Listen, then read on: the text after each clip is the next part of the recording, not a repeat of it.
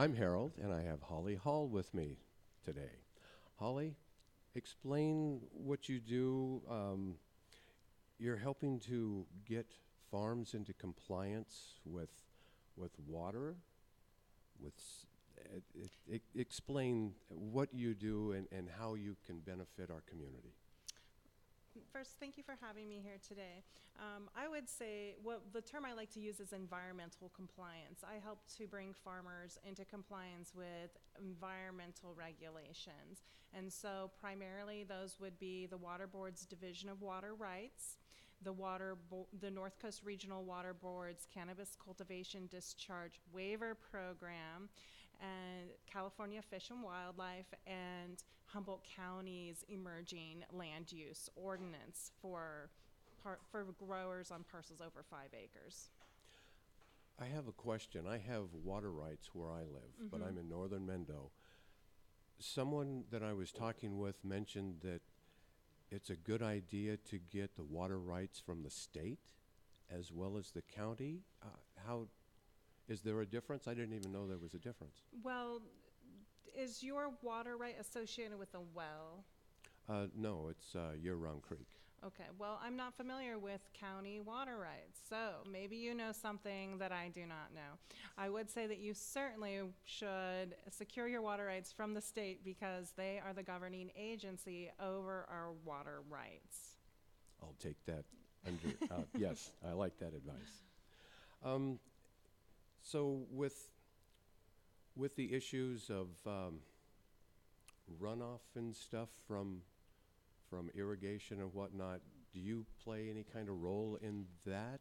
Certainly. So the water rights piece deals with where we get our water and how we use it and how we store it. And then the North Coast Regional Water Quality Control Board's Cannabis Cultivation Discharge Waiver Program deals with anything that the water that leaves our property could be carrying in it in terms of pollutants. And so often this would be sediments, and those could come off our roads that lead to our house or a community road that goes through our property just as much as it could be associated with runoff leaving our cultivated areas. So I work closely with a permaculturalist, Dan Marr from High Tide Permaculture, to go out and help farmers not to only understand environmental compliance, environmental regulations, and secure those permits, but to also identify all the sources of potential pollutants on their landscape and to really help them design better management practices to keep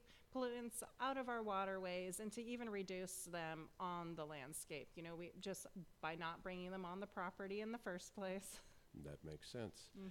With the way that the attitudes and the legal stance toward marijuana is coming, this is actually coming into play more and more important.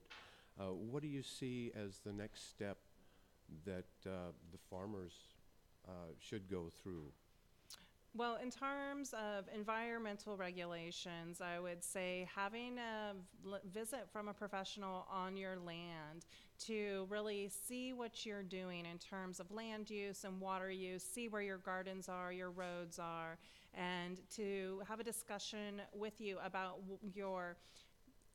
the regulatory issues that apply to you and about what your goals are, what you envision your position being in a regulated market, and how to secure that position. Maybe how to change things a little bit to put you in a place that will be more easily regulated.